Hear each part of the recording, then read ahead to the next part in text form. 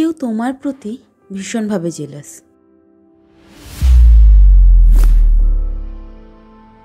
কেউ তোমাকে দেখলে জাস্ট নিতে পারে না। হ্যাঁ, আমরা আমাদের লাইফে এরকম বিভিন্ন মানুষকে ফেস করি।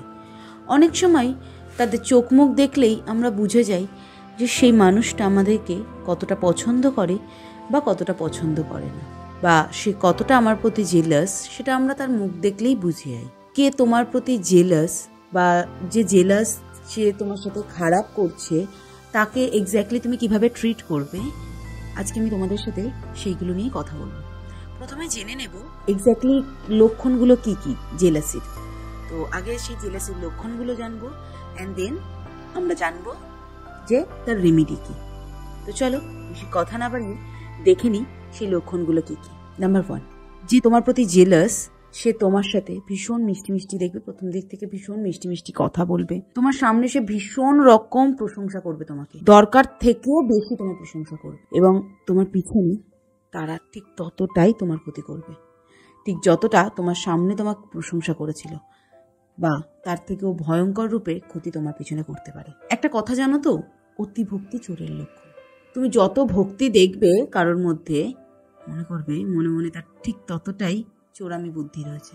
অতিরিক্ত ভক্তি থাকলে যে সে মানুষটা ভালো, সে মানুষটা শুদ্ধ, সেটা একেবারেই নয়। যত ভক্তি তত চোরামি বুদ্ধি। নাম্বার 2, তোমার যে তোমার সাথে তোমাকে জেলাস ফিল করবে তোমাকে দেখে, বা যে তোমাকে পছন্দ করবে না, তারা কিন্তু তোমাকে ভীষণভাবে ইমপ্রেস করার চেষ্টা করবে, ভীষণ ভালো ভালো কথা বলবে একটাই কারণে, ভীষণ নিজেকে একটা ইনোসেন্ট প্রুফ করার চেষ্টা করবে একটাই কারণে, যাতে তুমি তাকে বিশ্বাসযোগ্য মনে করো।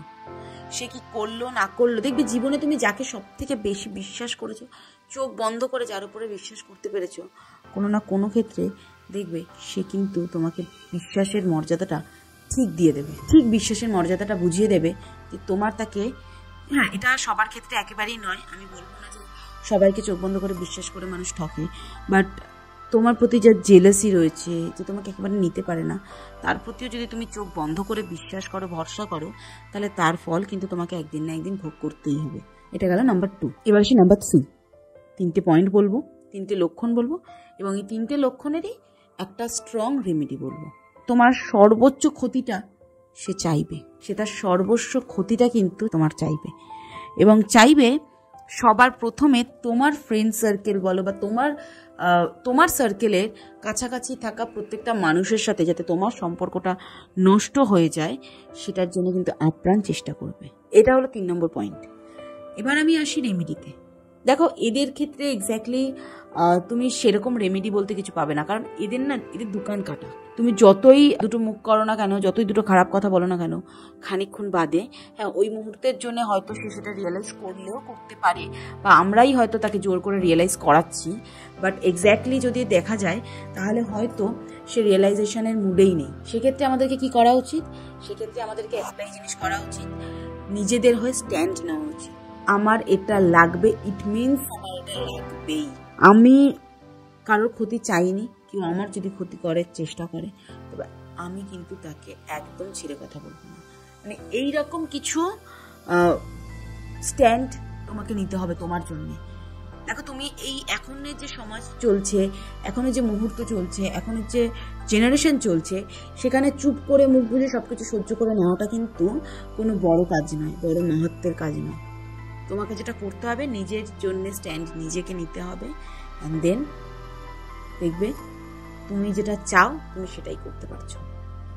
কেউ তোমার এগেনস্টে কথা বলার আগে বা কেউ তোমার ক্ষতি করার আগেও দুবার ভাববে।